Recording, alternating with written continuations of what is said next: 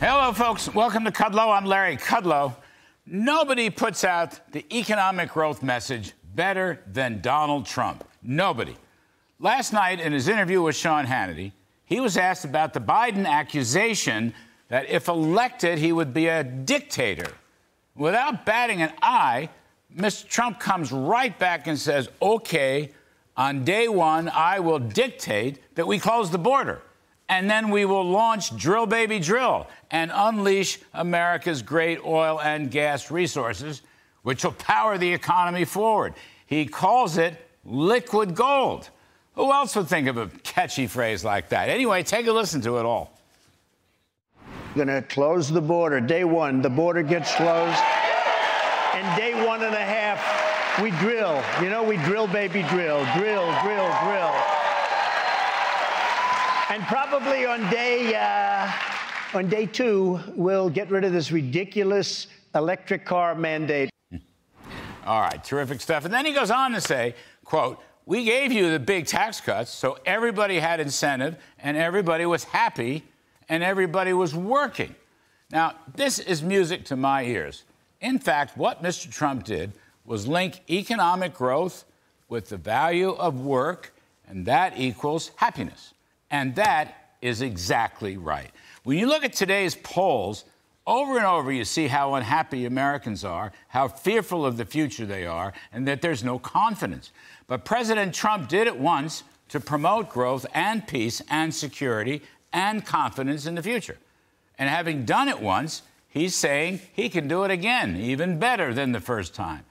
There is no other candidate in either political party who has the gift and the substance of clearly and bluntly communicating a growth and confidence message. And that is why he has such a big lead in the polls, both in the primary and in the general election. Actually, Trump seems to be lengthening his lead over Biden. According to most of the polls out, it's an interesting point here because in 2016, he rarely polled ahead of Hillary Clinton. But of course, he won the election anyway. In 2020, he was never ahead in the polls against Joe Biden. So what's happening here a year ahead of the election is very interesting. And don't forget, he's polling well ahead of Biden in the swing states, most particularly in many of the industrial swing states. Now, of course, polls are not votes, but they are a snapshot of what folks are thinking.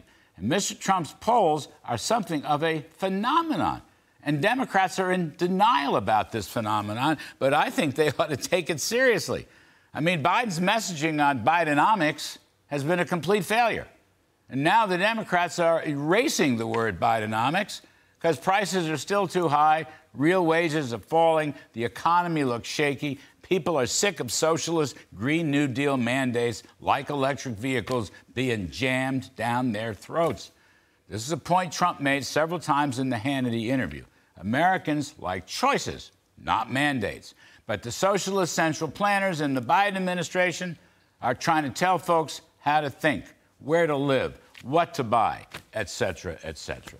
Lastly, Mr. Trump continues to emphasize peace through strength. He is correctly concerned that the American decline abroad, which has spawned wars in Ukraine and Israel, following the cut-and-run catastrophe in Afghanistan, could conceivably lead to a nuclear war. And I can personally attest to the fact that during his first term, Mr. Trump frequently mentioned his concerns about the potential for nuclear war. But he knows that the way to stop the axis of evil dictators in Moscow, Tehran, Beijing, Pyongyang is to be tough, not appeasing. And that's one more reason why Trump is ahead in the polls. And that's my riff for the Sean Hannity interview.